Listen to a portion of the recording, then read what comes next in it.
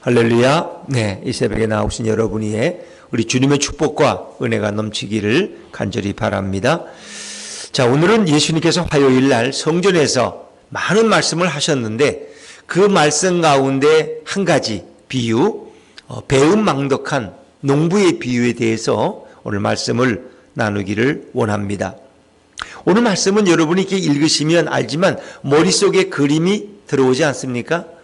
한 집주인이 있었는데 한 주인이 포도원을 잘 만들었어요.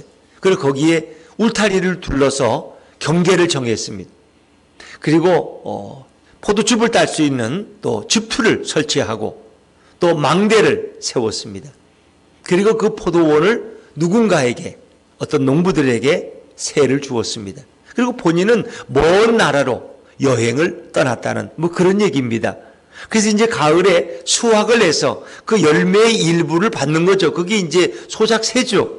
그래야 주인과 그 소작인의 관계가 분명해지니까 우리가 농토를 남에게 줘도 그 소작세를 안 받으면 그게 20년인가 지나면 그게 농사 짓는 사람에게 귀속되어 버립니다. 그렇기 때문에 적어도 그게 쌀 한 대를 받아도 받아야지 주인의 소유권이 분명해지는 거예요. 그것이. 그래서 이제 일부의 소작세를 받는데 이게 소작세를 받으려고 종들을 보냈어요. 그랬더니 이 농부들이 이 주인이 보낸 종에게 소작세를 주지 않았다는 겁니다. 그래서 처음 보낸 종은 어떻게 했느냐? 그를 때려서 내쫓아 버렸어요. 그 다음 두 번째 보냈더니 그 다음엔 죽여서 또 내던져 버렸어요. 또 세 번째 보냈더니 이번엔 돌로 쳐서 죽여버렸어. 그러니까 주인이 어떻게 그 농부들이 그럴 수 있느냐 말이에요. 그래서 이번엔 더 많은 종들을 보냈더니 그들도 다 돌로 쳐 죽이고 때려 죽이고 칼로 죽이고 해서 다 포도원 밖으로 던져버렸다는 거예요. 자, 이제는 주인이 어떻게 합니까? 이제는 내 아들을 천상 보내야 되겠다. 종과는 다른 나의 상속자된 내 유일한 아들을 보내면 저들이 그는 좀 어려워하겠지, 공경하겠지, 존대하겠지. 이렇게 해서 아들을 보냈더니 이 약한 농부들은 옳거니 잘 됐다. 저 상속자 아들놈을 죽이면 이 포도원은 누구 거야? 우리 게 되지. 왜? 상속받을 아들이 없으니까 어차피 이거 우리 거 되는 거야. 그리고는 아들을 포도원 밖으로 끌어내서 결국은 죽여버리고 던져버렸다는 거죠. 자, 그러니까 이게 어떻게 되겠어요? 주인이 그 소식을 접하고 분노해서 어떻게 하겠느냐? 군사들을 이끌고 와서 그 악한 농부들을 다 쫓아내버리고 진멸하고 그리고 그 포도원을 다른 농부들에게 세를 주겠다 하는 말씀입니다. 오늘 예수님은 이제 이 고난주간을 보내고 계시는 거 아닙니까? 그리고 며칠 있으면 예수님은 결국은 그 죽임당한 그 상속자, 그 주인의 아들처럼 본인도 체포되고 그리고 성문 밖에서 골고다 언덕에서 죽을 것을 예수님은 알고 이 말씀을 하십니다. 자신에 관한 말씀을 하시는 거예요. 자신에 관한 말씀을. 그래서 오늘 우리는 이 본문을 통해서 오늘 포도원 주인이 누구인지 그리고 종들은 누구인지 악한 농부는 누구인지 그 아들은 누구인지 그리고 포도원은 무엇인지 그걸 여러분이 바로 알고 돌아가면 오늘은 구원의 비밀, 이 예수님의 계시를 우리가 깨닫는 아침이 될 줄로 믿습니다. 자, 그러면 한번 간단하니까 질문을 한번 해볼게요. 어려운 문제가 아니니까. 포도원은 뭘 얘기할까요? 이스라엘을 일단 이스라엘이란 나라를 얘기하는 것입니다. 그러면 포도원 주인은 누구를 가리킬까요? 하나님을 가리키죠. 하나님이 우리를 위해서 아름다운 것을 다 준비해 놓으신 거예요. 자, 그리고 이제 농부들에게 맡겼는데 그 악한 농부들은 누굴까?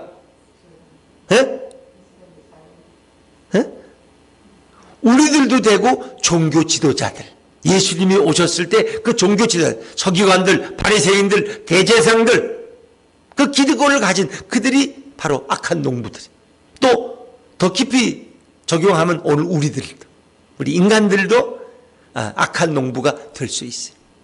그리고 이제 종들은 누굴까? 종들. 수많은 종들을 보냈는데 선지자들. 수많은 종들, 선지자들을 보내서 회개하라고 너희가 회개하지 않으면 바벨론의 포로로 끌려간다고. 너희가 진멸을 당한다고. 이렇게 예수님, 하나님들 말씀하세요. 종교를 통해서. 근데 그 선지자들을 한결같이 돌로 쳐 죽이고, 감옥에 가두고, 내쫓고, 이런 일을 반복한 거죠. 그래서 마지막에 누가 오신 거예요? 예수님이. 하나님의 외아들, 상속자 되신 우리의 메시아, 우리의 구주께서 친히 오셔서, 이제 자신이 우리를 죄에서 구원하시는 마지막 모습을 보여주고 있는 것이죠. 자, 이 포도원 주인은 이제 우리 창조주 하나님, 전능하신 하나님을 가리키는데 이 하나님의 특징이 있어요. 이 포도원 주인은 농부들을 매우 사랑하고 신뢰했던 분이었어요. 그러니까 농부들을 위해서 어찌 보면 자기가 질려는 게 아니야. 농부들을 위해서 포도원을 만들어 줬어요. 거기에 망대도 세우고 울타리도 두르고 모든 필요한 걸 다 갖춰줬어요. 그리고 그 농부들을 신뢰했어요. 그러니까 믿으니까 그분들에게 포도원을 맡기는 거야.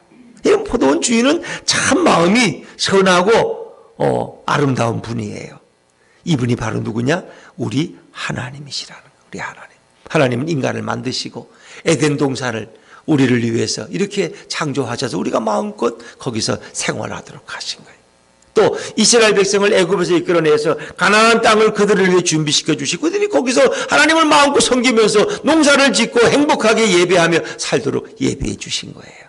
그래 우리 인간들은 늘 이제 그렇게 하나님의 은혜를 베푸셨음에도 불구하고 또 창세기를 보먹고 그런 말 하는 분들이 있어.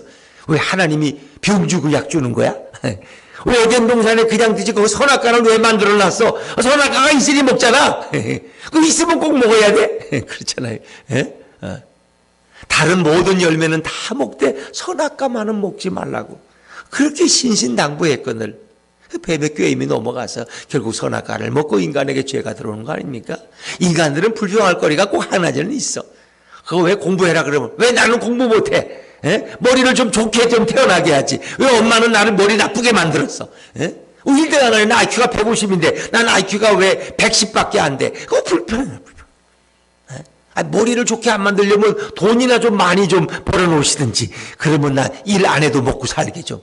이 불평하는 사람은 끝이 없는 거예요. 우리 인간들이 꼭 그래. 하나님. 그 선악과는 왜 만들어 놔가지고. 왜 인간이 범죄하게 만들고 또 범죄하니까 또 죄가 들어오고 불행 속에 살다가 또 뭐 예수님이 오셔서 구원하신다고 왜 병 주고 약 주냐고 불평하는 사람. 여러분 농부들이 뭐가 불만입니까?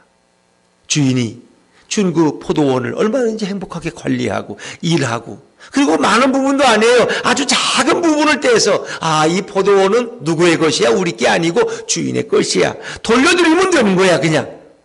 그게 부담스러울 정도도 아니에요. 예전에 소장농 할 때 막 이렇게 나쁜 지주들은 막 거의 농사 지으면 절반을 가져가 절반을. 근데 그렇게 안 한단 말이에요. 아주 작은 부분. 우리가 하나님 앞에 드리는 것도 뭐 어찌 보면 뭐 11조라고 말하지만 그 10개 중에 하나예요.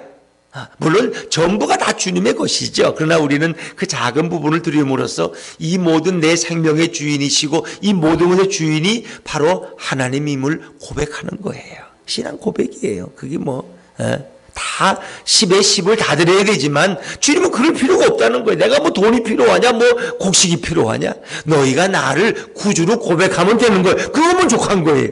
또 주인도 마찬가지예요. 근데 이 약한 농부들은 그것마저도 주기 싫어. 그래서 결국은 종들을 죽이고 아들마저 죽이는 거예요.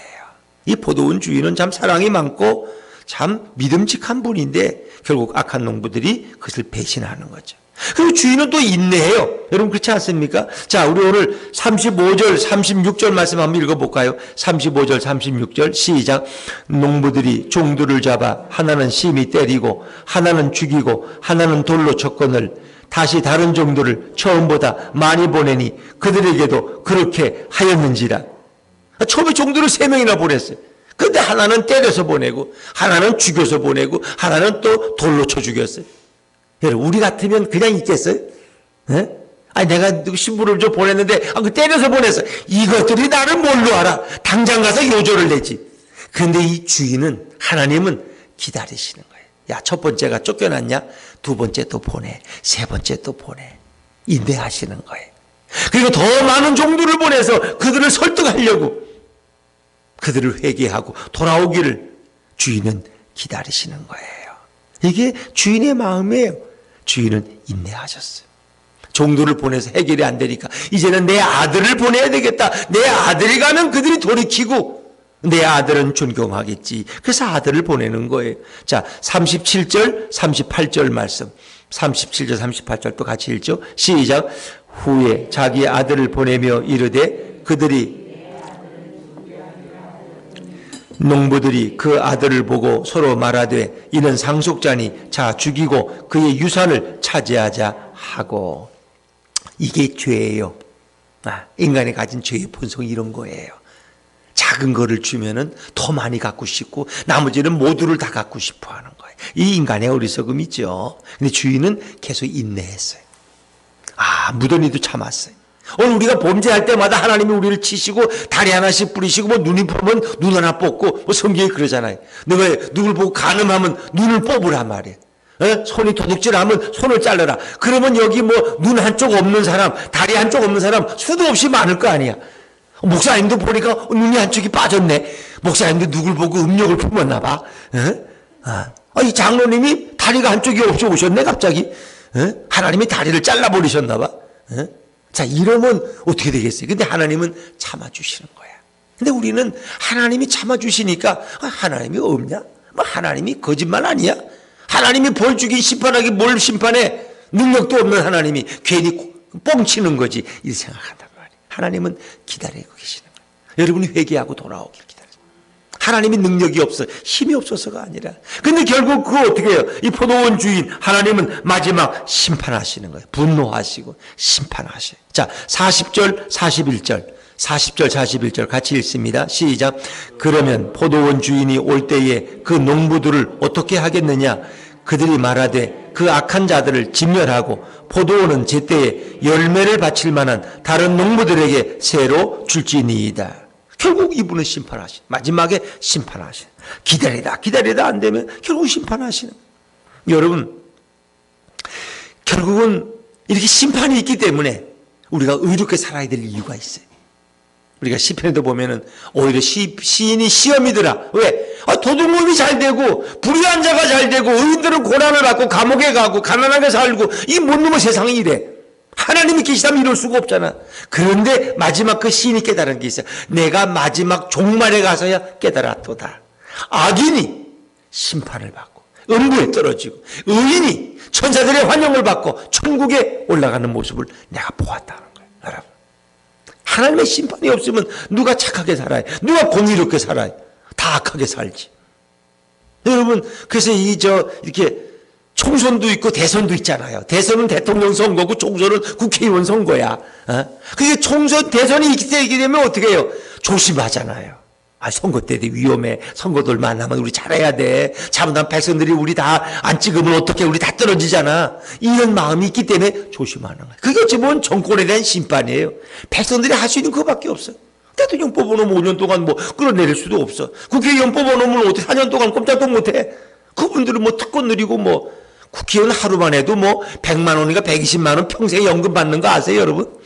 하루만 하고 그만둬도 평생 받아. 그분들은 그냥 죽을 때까지. 그런 특권, 그거 누리잖아요. 뽑아달라 할 때는 굽신굽신하지만 뽑아놔봐 얼굴이 어디 코빼기나 봐. 만나면 만나주지도 않아. 국회의원들 비서선에서 해결하고 가라 그러지. 그렇기 때문에 5년이 지나고 4년이 지나면 아이고 또 우리 국민들한테 심판받아 이러는데 오늘부터 가서 또 저 동탄시장에 가서 허리에도 좀 굽혀야지 또 표가 나오지 이러는 거예요. 그러니까 그 선거가 없으면 누가 그거 조심하겠어요. 그렇기 때문에 정권 심판이다, 뭐 야당 견제다, 뭐 어쩌고 이제 그러면서 선거를 준비하는 거예요, 여러분. 하나님의 심판도 마찬가지. 심판이 없다면, 종말이 없다면 누가 착하게 살고 누가 의롭게 살겠느냐는 거예요. 그렇습니다. 하나님은 진노하시고 심판하신다. 저 미얀마의 군부 독재는 반드시 하나님이 심판할 줄로 믿습니다. 김정은이가 저 악을 다 질러지고 자기 고모부를 폭탄으로 쏴서 대포로 쏴서 그냥 산산이 조각을 내고 그 악한 짓을 하는 법이 없는 나라니까 자기가 법이니까 하나님이 반드시 심판하셔. 하나님은 그냥 안 둬요. 그냥 왜 두느냐? 우리 때문에 두는 거야. 우리 남한 분들이 하도 교만하고 하나님을 자꾸 떠나니까 북한이 그나마 있어야지 우리가 좀 기도라도 하지. 북한마저 없으면 우리가 새벽기도나 나오겠어 그냥. 에? 그래서 두는 거예요 그냥. 여러분 우리가 하도 너무 그냥 잘 살고 자유롭고 하나님 떠나고 지다론에다가 그냥 그냥 하나님이 어디 있느냐 그러고. 자 여러분 사람이 한 번 죽는 것은 정한 것이요 그 후에는 심판이 있다는 거예요. 그래서 우리는 늘 예수 그리스도 이름으로 회개하고 용서받은 성도가 되어야 할 줄로 믿습니다. 예수님 말씀 내 이름으로 너희가 용서를 빌면 너희 죄가 주홍같이 붉을지라도 눈과 같이 희게 해줄 것이다. 내가 깨끗하게 해줄 것이다. 주님 약속하셨어. 누구든지 그가 히틀러보다 더한 죄를 져도 김정은이보다 몇백 배의 큰 죄를 져도 예수님 앞에 나가서 제가 죄인입니다. 제가 죽을 죄를 졌습니다. 주님 저를 불쌍히 여기셔서 고백하면 주님은 내 보혈로 너의 모든 죄를 내가 다 씻어주었어. 양털같이 희게 눈처럼 깨끗하게 만들어주겠다고 약속하시잖아요. 동이 서에서 먼 것처럼 내가 너희 죄악을 멀리 던져버려서 다시는 보이지 않게 할 것이다. 빽빽한 구름이 사라지는 것처럼 깊은 바다에 너희 죄를 던져서 다시는 떠오르지 않게 할 것이다. 이게 주님의 마음이에요. 근데 우리가 그 기회를 놓치면 안 돼요.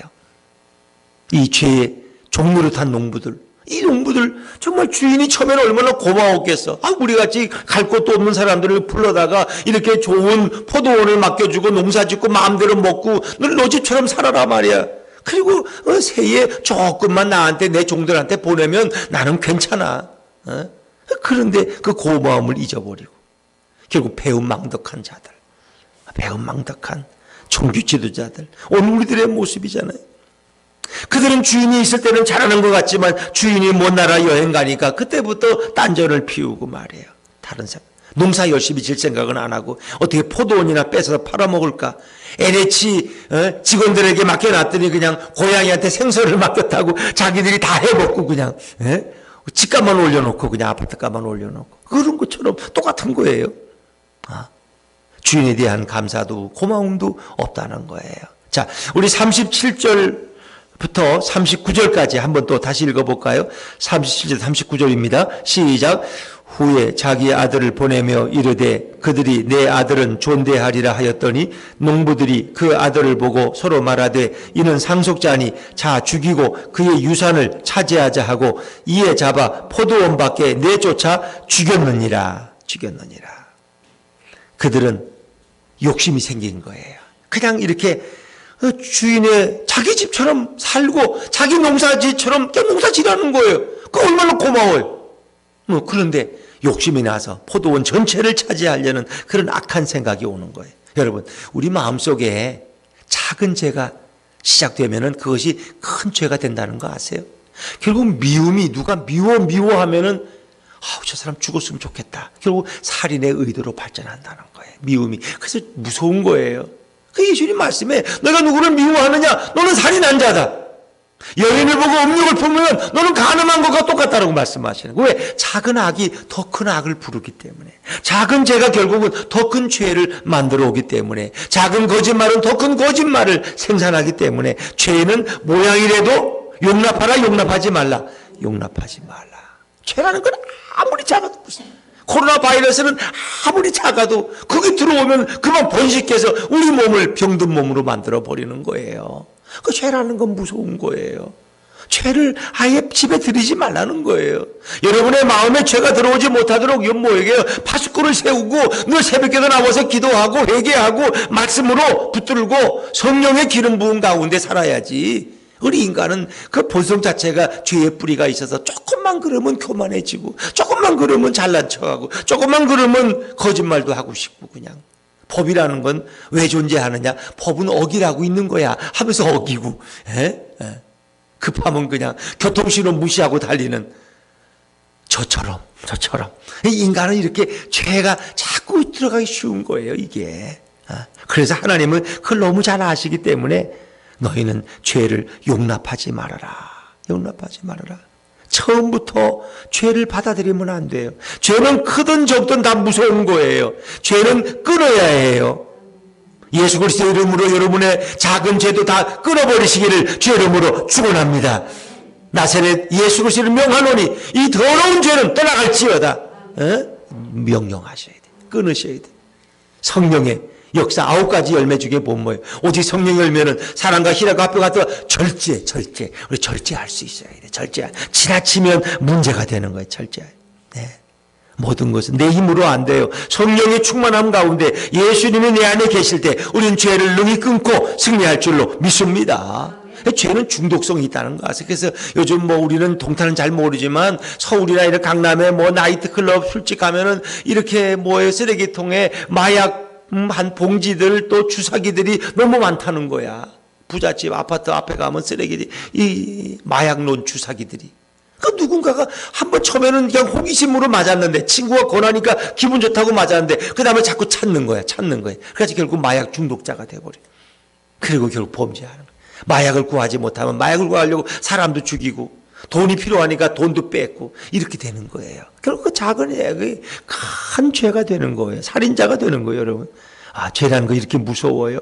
이 중독성이 중독. 그래서 예전에 우리 많이 듣던 얘기 도박하는 분들 요번에 이제 다시 도박 안 하겠다고. 내가 도박도 하면 오른손을 자르라고 서약서를 썼어. 그래가지고 또 가서 또 도박을 해. 오른손을 잘랐어. 도박 안 하겠지. 그랬더니 또 했대. 어떻게 왼손으로 도박을 해 또. 이제 안 하겠대 또. 그 왼손으로 자르래. 그 잘랐어. 그랬더니 그 다음에 또 도박한대. 발가락으로 도박을 해. 발가락으로. 화토장을 끼고. 그 인간의 죄에 무서운 거예요. 아세요? 작은 죄가 결국은 나 온몸 전체를 불살라 버리는 거예요. 이게 무서운 거예요. 여러분. 죄에 노예되어서 평생 괴로워하고 비관하며 사는 인생이 되지 마시고 좀 가난해도 좀 불편해도 예수님 모시고 늘 행복하고 자유하게 웃으며 살아가시기를 주 이름으로 축원합니다. 죄 짓고 나면 평생 괴로워. 평생. 그거 회개하기 전까지는 용서받기 전까지는 늘 마음에 그것이 악이 돼가지고 내 안에 이 고통이 되는 거예요. 죄는 회개하고 죄는 고백하고 죄는 용서받고 잘못한 거 있으면 가서 빌고 가서 보상해주고 그리고 마음 편하게 기도하고 마음 편하게 찬양하는 게 제일 좋아요. 하나님 앞에서나 사람 앞에서나 우리가 다 마찬가지예요. 근데 이제 우리 사람 앞에서도 또 그걸 다 고백했다간 큰일 나죠. 그렇게 하면은 그러니까 하나님 앞에 먼저 하나님 앞에. 사람 앞에는 고백할 수 있는 죄도 있고 또 고백해서는 안 되는 죄도 있어요, 여러분. 안 그래요? 제가 우리 부인이 아무리 사랑스럽고 그렇다고 여보 사실은 내가 좀 고백을 해야 되는데 내가 옛날에 당신 만나기 전에 어떤 여자를 만났는데 내가 이렇게 해서 이러면 우리 부인이 좋아하겠어요? 우리 부인이 추측은 할 수 있어. 그러나 굳이 얘기해서 속을 긁을 필요는 없어. 내가 하나님 앞에 회개하고 용서받으면 되는 거야. 그거는. 안 그래? 자, 여러분 하나님 앞에 우리는 정말 어떻게 살아야 되느냐. 갈라디아 5장 1절에 보니까 그리스도께서 우리를 자유롭게 하시려고 자유를 주셨으니 그러므로 굳건하게 서서 다시는 종의 멍에를 매지 말라. 다시는 종이 되지 맙시다. 우리 앞뒤 분들, 옆에 분들에게 다시는 종이 되지 말고 자유인으로 삽시다. 시작. 다시는 종이 되지 말고 자유인으로 삽시다. 자유인이야 우리는. 예수님이 자유를 주셨어. 진리를 알지니 진리가 너희를 자유케 하리라. 근데 그 자유를 빼앗기면 되겠어요, 여러분? 그 돈 몇 푼 때문에 종의 멍에를 지고 괴롭게 살지 말라는, 떳떳하게 살라는. 갈라디아서 6장 9절을 우리가 손을 행하되 낙심하지 말지니 포기하지 아니하면 때가 이름에 거두리라. 여러분 지금이 회개할 때인 줄로 믿습니다. 지금 회개하지 않으면 심판까지 잘못하면 갈 수도 있어요. 어떤 분들 마지막에 회개하면 되지. 근데 그것도 운이 따라야 돼. 그래도 죽기 전에 한 하루 이틀 여유가 있어가지고 오늘은 회개하고 내가 주님께 가야 돼. 이러면 좋은데 갑자기 그냥 운전하고 가다가 순식간에 죽으면 회개할 시간도 없잖아요, 여러분. 그래서 제일 행복한 사람은 또 부러워하는 사람은 십자가에 달린 강도, 죽기 5분 전에 그냥 예수님께서 당신의 나라에 이르실 때 저를 기억하소서. 오늘 너가 나와 함께 낙원에 있을 것이다. 얼마나 좋아요. 그러나 모든 사람이 다 그렇게 할 수 있는 건 아니야, 여러분. 그렇지 않습니까? 우리가 회개하고 하루를 살아도 떳떳하게 살고 주님 안에서 자유롭게 산다면 얼마나 기도도 잘 되고 응답도 잘 되고 주님 앞에 늘 행복하게 살아갈 수 있을까? 예수 그리스도의 이름으로 예수님의 보혈로 우리의 모든 죄는 해결될 줄로 믿습니다. 이게 우린 이 믿음, 이 고난 주간이 결국 그거 예수님의 보혈로 우리의 어떤 죄도 다 씻음 받을 수 있다. 씻음 받을 수 있다. 그렇습니다. 자, 이제 죽임당한 아들, 그분은 바로 예수 그리스도입니다. 수많은 선지자들, 종들이 왔었지만 결국 그 종들과 아들은 다른 거예요. 근본적으로 달라요. 아들은 그의 상속자예요. 자, 근데 그 아들에 대해서 오늘 성경은 뭐라고 말합니까? 자, 42절 말씀, 42절 같이 읽죠. 시작.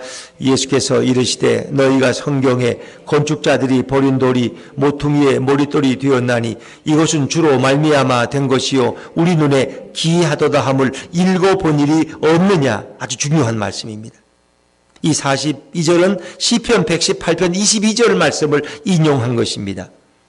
건축자들이 버린 돌이, 건축자들이 누구예요? 종교 지도자들, 유대의 그 악한 자들, 악한 농부들, 그들이 버린 돌, 이 돌은 결국 누구냐? 성경에서 예수님을 가리키는 거야. 예수님이 건축자들에게 버린 그 못생긴 돌 됐어. 건축하는 사람들이 돌이 필요하면 이렇게 할 텐데, 이 돌은 어디 쓸 데가 없어. 못생겨가지고 어디 쓰기도 그렇고. 그래서 이걸 버렸어. 근데 누가 그 돌을 주워다가 유대인들이 버린 돌을 이방인들이 주워다가 자기를 집진데 주춧돌로 가장 머릿돌로 삼았는데 그렇게 돌이 훌륭해. 그냥 그 돌을 딱 세워놓고 집을 지니까 집이 반듯해가지고 이게 머릿돌이에요. 머릿돌. 그래서 어떤 교회 가면 앞에다가 이렇게 머릿돌이라고 써놨죠. 주후 몇 년 이 교회를 건축해서 헌당했어. 이 머릿돌, 가장 중심된 돌이라는 거예요. 머릿돌. 예수님이 바로 교회의 머릿돌이 되신 줄로 믿습니다. 그게 바로 주님이에요. 우리의 구원의 머릿돌이 되셨어요. 그래도 예수님은 버림받으셨어. 빌라도에게 버림당하고 대제사장들, 서기관들, 바리새인들이 예수님을 필요 없다고 다 버렸어. 그러나 하나님은 그를 죽은 자 가운데 일으키셔서 우리의 영원한 부활이요, 영원한 생명이요, 영원한 구주가 되게 하신 줄로 믿습니다. 사람들이 버린 돌이 오히려 구원의 머릿돌이 되시고 진리의 터전이 되셨어요. 모든 것은 그 주로 말미암아 우리에게 구원이 오고 축복이 오고 생명이 오고 모든 좋은 것들은 다 위로부터 주님으로부터 온다는 거예요. 결국은 어떻게 약한 농부들, 이 종교 지도자들은 결국 이 모든 걸 다 뺏기고 쫓겨나는 존재가 되고 그 나라는 다른 사람에게 주어지는 거예요. 자, 43절 말씀, 43절 같이 읽습니다. 시작. 그러므로 내가 너희에게 이르노니 하나님의 나라를 너희는 빼앗기고 그 나라에 열매 맺는 백성이 받으리라. 아멘. 이 말씀 보면 유대인들은 결국 구원을 뺏겼어. 왜? 예수를 죽여버렸고 쫓아내버리고 영접하지 않았어. 메시아로 인정을 안 해. 그러나 이방인들은 예수님을 우리의 구주로 영접했어. 이제 그들이 하나님 나라의 축복을 누리는 거야. 로마서에 보면은 이제 유대인들이 하나씩 돌아와 다시. 왜? 그 성경에 보면 시기, 질투하게 하는 거예요. 왜? 이방인들은 예수 믿고 너무 행복한데 유대인들은 예수를 모르니까, 메시아를 모르니까, 질투가 나는 거야. 그래서 이제 유대인, 메시아니 크리스찬들이 다시 돌아와요. 지금 25,000명이 넘고 2만 명, 3만 명이 되고 그분들이 유대인이지만 예수를 영접하고 예수님을 구주로 고백하는 거예요. 돌아오고 있어요. 그러나 아직도 많은 유대인들이 예수를 몰라요. 결국 오늘 말씀의 결론은 무엇입니까? 44절 말씀, 44절 같이 읽습니다. 시작. 이 돌 위에 떨어지는 자는 깨지겠고 이 돌이 사람 위에 떨어지면 그를 가루로 만들어 흩으리라 하시니. 이 돌과 잘 사귀셔야 돼. 이 돌이 누구예요? 예수님이에요.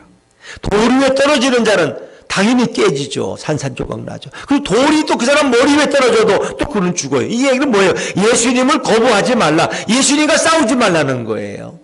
예수님이 뭘 알아? 내가 잘 알지. 내가 30년 동안 벌써 장로했는데, 내가 그냥 안수집사 20년 했는데 내가 그 예수님 앞에 대들봐야 게임이 안 돼요.